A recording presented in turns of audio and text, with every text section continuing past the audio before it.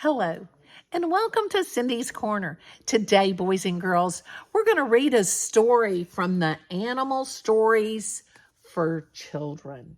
These are retold by Rosie Dickens. So we're going to read the first one. The illustrations is Richard Johnson. So our first story today, we have our table of contents. There's 5 stories, and so we'll read one every day. Okay, so our first story is called The Fox and the Tiger. This is a story from China. The Fox and the Tiger. Deep in a forest of prickly pine trees, there lived a fierce tiger with dagger claws and deadly jaws. The tiger liked to stretch those jaws wide and roar until the ground shook and the trees trembled. Can you open your mouth wide? You don't have to roar. Uh-oh. The little animal shivered and quivered and fled before the sound. It's the tiger! Run away! Everyone fears me, thought the tiger proudly. I am the biggest. I am the strongest. I am the fiercest of all. I should be ruler of the forest. The tiger stalked through the trees and saw a squirrel nibbling a nut. Roar! Eep! The squirrel squealed, dropped the nut, and scurried quickly away. A little later, there was a rabbit enjoying a patch of juicy grass. Roar! The rabbit jumped and disappeared down a hole in a flash. Weep! The tiger chuckled and walked on, prouder than ever.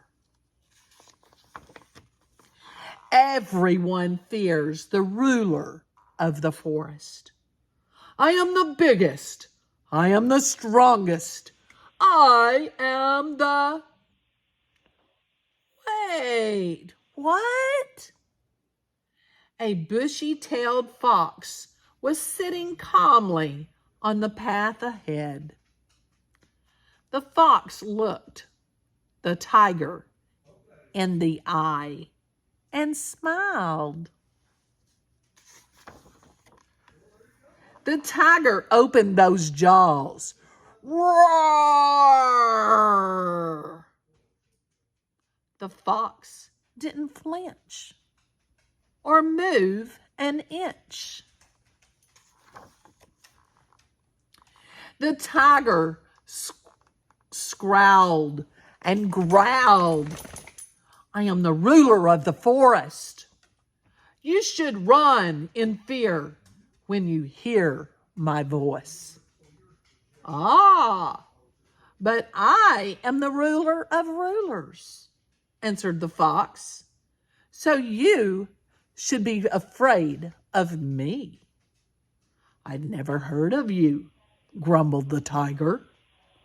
The other animals all know me, shrugged the fox.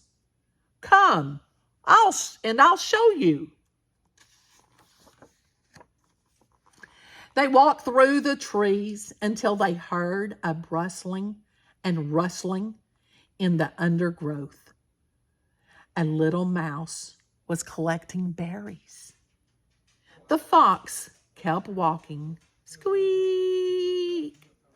The mouse looked up, squealed, and scampered away. The tiger blinked in surprise. Still, it was only a mouse, the tiger muttered. Next, they spied a grizzled wolf slinking through the trees ahead. Ayo! The fox kept walking. The wolf glanced around. Oh! The tiger began to worry.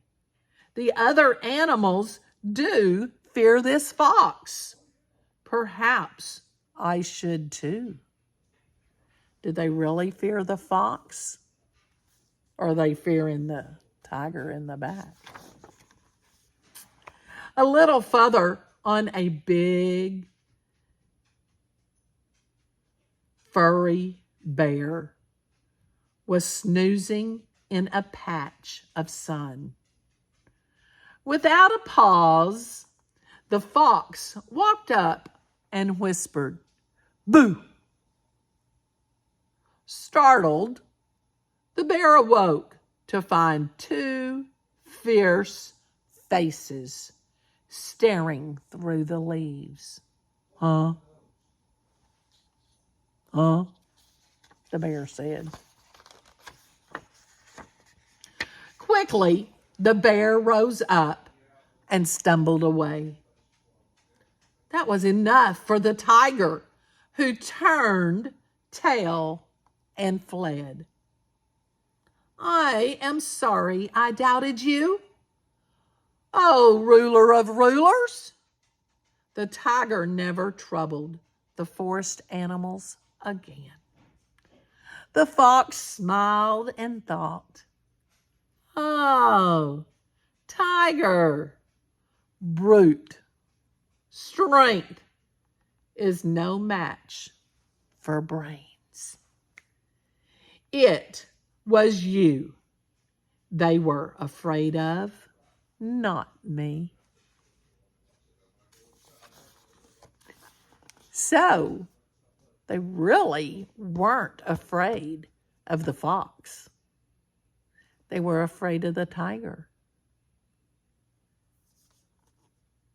So, what does it mean by the fox had the brains and the tiger didn't?